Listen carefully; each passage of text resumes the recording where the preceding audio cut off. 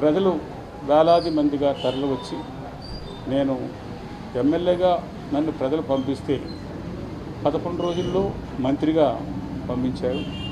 దానికి యానం ప్రజానీకానికి అలాగే నన్ను గెలవాలని చెప్పేసి ఎంతో పట్టుదలగా పనిచేసిన వారందరికీ కూడా మీ ద్వారాగా మీరు కూడా యానంలో మల్లాడి కృష్ణారావు పరిపాలన రావాలి అని యానం ప్రజలతో పాటుగా మీలో కూడా కొంతమంది మీడియా అవ్వచ్చు, అలాగే పేపర్కి సంబంధించిన వాళ్ళు కానీ యథార్థాలుగా చూపించిన వారికి మనస్ఫూర్తిగా అందరికీ కూడా ధన్యవాదాలు తెలియజేస్తున్నాను. ఈరోజు 4:30 గంటలకి రీజనల్ అడ్మినిస్ట్రేటర్ని రివ్యూ మీటింగ్కి నేను ఏవైతే పనులు చెప్పానో ఆ పనుల్ని ఆల్రెడీ ఈ రోజు నుంచే ఎల్లో కార్డు రెడ్ కార్డు చేయడం కానీ, ల్యాండ్ ఎక్విజిషన్ ఇష్యూస్ కానీ, అలాగే హెల్త్కి సంబంధించిన ఫస్ట్ కార్డుకి రెడ్ కార్డుకి వైద్యం అందించే విధంలో కానీ ఇవన్నీ కూడా ఈరోజు ఆల్ డిపార్ట్మెంట్స్ మీటింగ్ని ఒక 2 గంటలు తరువుగా చూసి ఎక్కడ మనం మొదలు పెట్టాం, ఎక్కడ ఆగిపోయాయి, ఏది కంప్లీట్ అయింది, ఏది కంప్లీట్ అవ్వలేదు అన్న దాని మీద ఈరోజు తీసుకుని రేపు ఎల్లుండి కూడా ఇక్కడ ఉండి మండేకి మళ్ళీ నేను పాండిచేరి వెళ్ళవలసి ఉంది. 18 కానీ 20 కానీ మళ్ళా క్యాబినెట్ ఉంటుంది, అలాగే అసెంబ్లీ ఓత్ ఉంటుంది. అలాగే దాని తర్వాత 21వ తారీఖు 22వ తారీఖు పోర్ట్ఫోలియోస్ని ఇచ్చే అవకాశం అన్నీ ఉన్నాయి.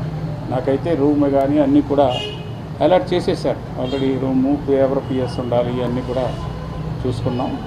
అలాగే పోర్ట్ఫోలియోస్లో కూడా నేనేమైతే ప్రామిస్ చేశానో ముఖ్యంగా ఇమీడియట్గా ఒక 6 నెలల్లోనూ సంవత్సరంలోనూ కొన్ని పనులు కార్యరూపంలోకి దాల్చే విధంగా ఆ సంబంధించిన పోర్ట్ఫోలియోస్నే నేను ముందు తీసుకుని అది అయిన తర్వాత మార్పు ఉంటే చేసుకోమని చెప్పేసి ముఖ్యంగా మంత్రి గారిని కోరడం జరుగుతుంది. అందుకని మినిమం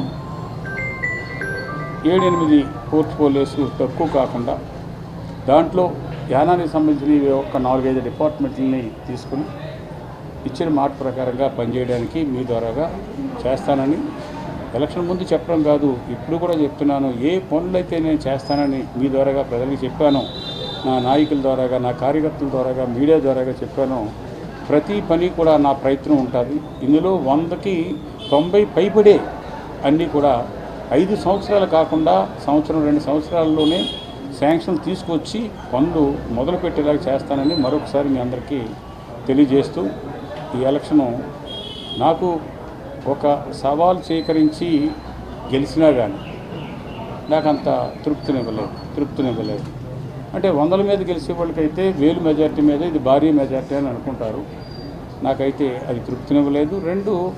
5 ఎలక్షన్లో ఎటువంటి ఖర్చు లేకుండా గెలిచిన వ్యక్తిని అవతల వాళ్ళు ఖర్చు చేస్తుంటే దాంట్లో సగమైన నా ఫాలోవర్స్ ఖర్చు చేసే ఎలక్షన్ కాబట్టే నేను 2 రోజుల క్రితం నేను ప్రమాణ స్వీకారం చేస్తున్నప్పుడు ముఖ్యమంత్రి నేను వెళ్ళడానికి వెళ్ళినప్పుడు అది గుర్తుకొచ్చి నా మైండ్ అంతా కూడా అప్సెట్ అయిపోయి మనసు ఏదో ఎక్కడికో వెళ్ళిపోయింది.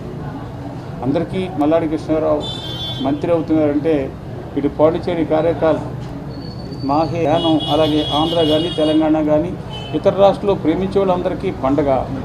నాకైతే ఈ పదవులన్నీ కూడా నా బాధ్యత.